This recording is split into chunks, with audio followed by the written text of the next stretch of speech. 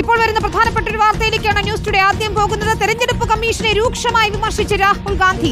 Commission ബിജെപിയുടെ ഏജന്റായി പ്രവർത്തിക്കുന്നു, തെരഞ്ഞെടുപ്പുകൾ അട്ടിമറിക്കുന്നുവെന്നുമാണ് വിമർശനം. ബീഹാർ തെരഞ്ഞെടുപ്പ് അട്ടിമറിക്കാൻ അനുവദിക്കില്ല എന്നും രാഹുൽ ഗാന്ധി പറഞ്ഞു. ജനങ്ങളുടെ വോട്ടിംഗ് അവകാശം ഇല്ലാതാക്കാനാണ് ശ്രമമെന്ന് മല്ലികാർജുൻ ഖർഗെയും വിമർശിച്ചു. ആദ്യം നമുക്ക് പ്രതികരണങ്ങൾ കേൾക്കാം. इलेक्शन कमीशन ने नई साजिश शुरू की है।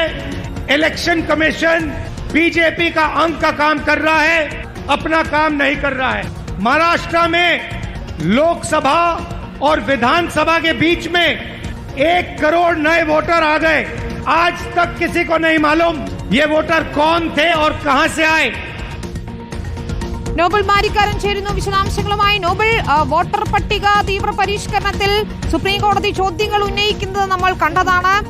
വീണ്ടും തെരഞ്ഞെടുപ്പ് കമ്മീഷനെ രൂക്ഷമായ ഭാഷയിൽ രാഹുൽ ഗാന്ധി വിമർശിക്കുന്നതാണ് കാണുന്നത്. ബീഹാർ തെരഞ്ഞെടുപ്പ് അടുത്തിരിക്കെ കമ്മീഷനുമായി ഒരു നേർക്കുനേർ പോരെന്ന നിലയിലേക്ക് കാര്യങ്ങൾ മാറിയിരിക്കുന്നു അല്ലേ?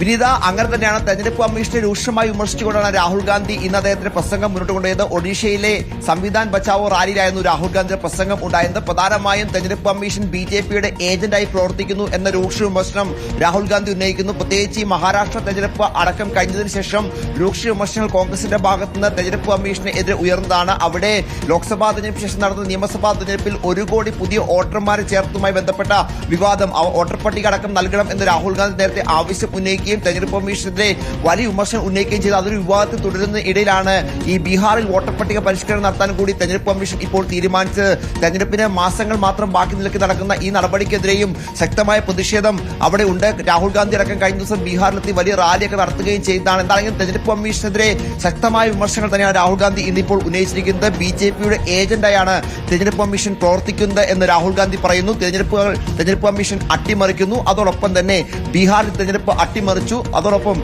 മഹാരാഷ്ട്രയിൽ തെരഞ്ഞെടുപ്പ് അട്ടിമറിച്ചു.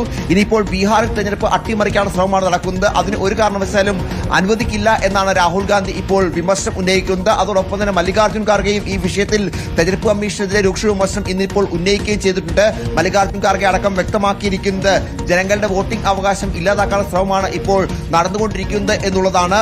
ബീഹാറിൽ തെരഞ്ഞെടുപ്പ് അട്ടിമറിക്കാൻ ശ്രമം നടക്കുന്നു. മഹാരാഷ്ട്രയിലെ ഒരു കള്ളന്മാരുടെ ഒരു സർക്കാരാണ് ഇപ്പോൾ ഭരിച്ചുകൊണ്ടിരിക്കുന്നത്. കാരണം വ്യാജ വോട്ടർമാരെ അടക്കം ചേർത്തുകൊണ്ടാണ് ഈ സർക്കാർ തെരഞ്ഞെടുപ്പിൽ വിജയിച്ച് അധികാരത്തിൽ എത്തിയത് എന്ന വിമർശനം ഉന്നയിക്കുന്നു. എന്താണെങ്കിലും ബീഹാറിൽ 7 കോടി വോട്ടർമാരിൽ 2 കോടി വോട്ടർമാരുടെ വോട്ടവകാശം ഇല്ലാതാക്കാനുള്ള ശ്രമമാണ് തെരഞ്ഞെടുപ്പ് കമ്മീഷൻ നടത്തുന്നത് എന്നും മല്ലികാർജുൻ ഖാർഗെ ആരോപിക്കുന്നു. അതായത് തെരഞ്ഞെടുപ്പ് കമ്മീഷനുമായി ഒരു നേർക്കുനേർ പോരിന് തന്നെ കോൺഗ്രസ് ഒരിക്കൽ കൂടി ഒരുങ്ങുന്നു എന്ന് തന്നെ വേണം നമുക്ക് വിലയിരുത്താൻ. കാരണം തെരഞ്ഞെടുപ്പ് കമ്മീഷൻ ഈ അടുത്ത കാലത്തൊക്കെ പ്രവർത്തിക്കുന്നത് ബിജെപിക്ക് വേണ്ടിയും കേന്ദ്ര സർക്കാരിന് വേണ്ടിയും ആണ് എന്ന് ആവർത്തിച്ച് വ്യക്തമാക്കുന്നതോടെ കമ്മീഷന്റെ സുതാര്യത, വിശ്വാസ്യത അടക്കമുള്ള കാര്യങ്ങൾ കോൺഗ്രസ് ചോദ്യം ചെയ്യുന്നു എന്നതും യാഥാർത്ഥ്യമാണ്. എന്താണെങ്കിലും വരും ദിവസങ്ങളിലും ഈ ബീഹാർ വോട്ടർ പരിഷ്കരണം അടക്കമുള്ള വിഷയങ്ങളിൽ കമ്മീഷനുമായി ബന്ധപ്പെട്ട് കൂടുതൽ പ്രതികരണങ്ങൾ, പ്രത്യേകിച്ച് വിമർശനങ്ങൾ കമ്മീഷനെതിരെ കോൺഗ്രസ് ഉയർത്തും എന്ന കാര്യത്തിൽ യാതൊരു സംശയമില്ല. അത് തുടരും എന്ന് വ്യക്തമാക്കുന്നത് കൂടിയാണ് രാഹുൽ ഗാന്ധിയുടെ ഇപ്പോൾ